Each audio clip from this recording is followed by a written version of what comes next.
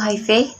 HIV atau Human Immune Deficiency Virus adalah virus yang menyerang sel darah putih di dalam tubuh atau limfosit yang mengakibatkan turunnya kekebalan tubuh manusia.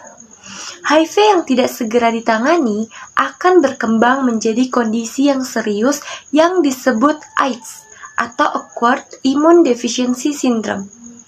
Adalah sekumpulan gejala penyakit yang timbul karena kekebalan tubuh yang menurun yang disebabkan oleh infeksi HIV.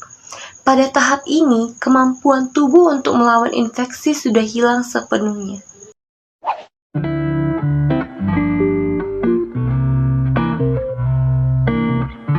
Bagaimana etiologi dari virus HIV/AIDS? Etiologi dari HIV/AIDS yang merupakan virus sitopatik yang diklasifikasikan dalam famili Retroviridae, subfamili Lentiviridae, dan genus Lentivirus. Virus ini terdiri dari dua grup, yaitu HIV1 dan HIV2. Masing-masing grup mempunyai berbagai subtype. Di antara kedua grup tersebut, yang paling banyak menimbulkan kelainan dan yang lebih ganas di seluruh dunia adalah HIV tipe 1.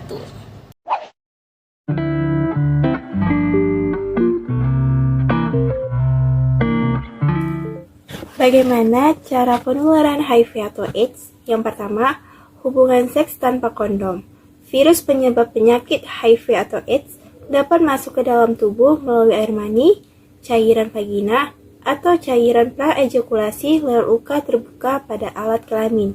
Yang kedua, seks oral adalah aktivitas perangsangan alat kelamin dengan mulut, bibir, atau lidah. Yang ketiga, melalui transfusi darah. Yang keempat, penggunaan jarum suntik bekas. Dan kelima, dari ibu ke bayi, ibu hamil yang terinfeksi penyakit HIV atau AIDS sangat berisiko lebih besar untuk menularkan virus kepada bayinya melalui plasenta dan memberikan ASI dari yang positif penyakit HIV atau AIDS juga meningkatkan risiko penularan pada penyakit ini.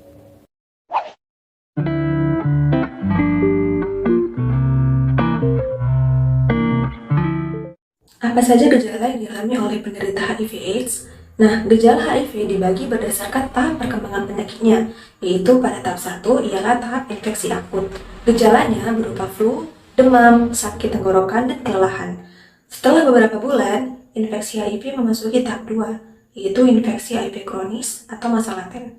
Gejalanya berupa berat badan menurun, berkeringat di malam hari, batuk, diare, mual dan muntah, herpes zoster atau cacar ular, pembengkakan kelenjar getah bening, sakit kepala, dan kelelahan. Infeksi tahap laten dan terlambat ditangani akan membuat HIV semakin berkembang dan akan masuk pada tahap 3 yaitu AIDS. Gejalanya berupa berkeringat di malam hari, bercak putih di lidah, mulut, kelamin, dan anus, bintik ungu di kulit yang tidak bisa hilang, demam berlangsung lebih dari 10 hari, diare kronis, infeksi jamur di bagian mulut, tenggorokan, atau vagina.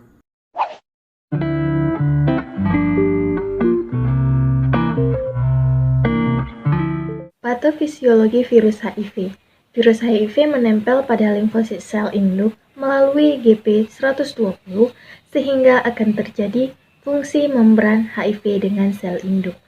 Inti HIV kemudian masuk ke dalam sitoplasma sel induk. Di dalam sel induk, HIV akan membentuk DNA HIV dari RNA HIV untuk berintegrasi dengan sel induk. DNA virus yang dianggap oleh tubuh sebagai DNA sel induk akan membentuk RNA dengan fasilitas sel induk. Sedangkan mRNA dalam sitoplasma akan diubah oleh enzim protase menjadi partikel HIV. Partikel itu selanjutnya mengambil selubung dari bahan sel induk untuk dilepas sebagai virus HIV lainnya. Mekanisme penekanan pada sistem imun akan menyebabkan pengurangan dan terganggunya jumlah dan fungsi sel limfosit T.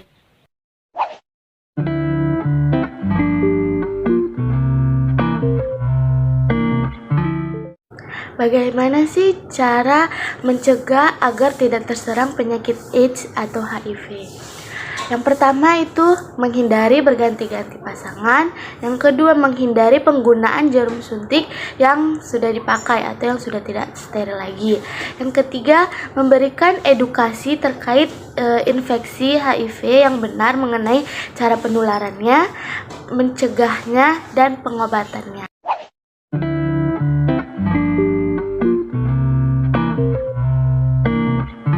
Penderita yang telah didiagnosa HIV harus segera mendapatkan pengobatan berupa antiretroviral atau ARV yang bekerja untuk mencegah virus HIV, menggandakan diri, dan menghancurkan sel CD4.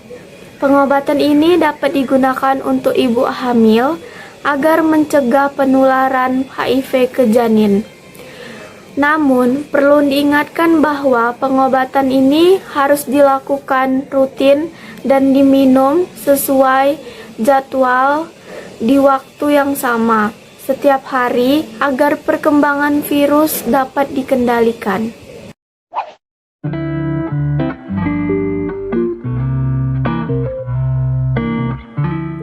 Para pengidap HIV perlu mengkonsumsi makanan dengan kandungan gizi dan nutrisi yang tinggi guna meningkatkan daya tahan tubuh untuk memerangi virus atau infeksi penyebab HIV.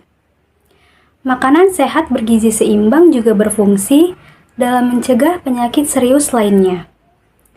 Berikut ini adalah makanan yang baik dikonsumsi untuk para pengidap HIV, yaitu yang pertama adalah buah nanas, yang kedua ada brokoli, yang ketiga ada buah bit, dan yang terakhir ada ubi jalar. Adapun asupan gizi yang perlu ditingkatkan jika terkena HIV, yaitu memperbanyak kalori, memenuhi asupan protein, menambah konsumsi karbohidrat, konsumsi sumber vitamin dan mineral, mengutamakan minum air putih, mengatur konsumsi makanan berlemak, dan menjaga kebersihan makanan.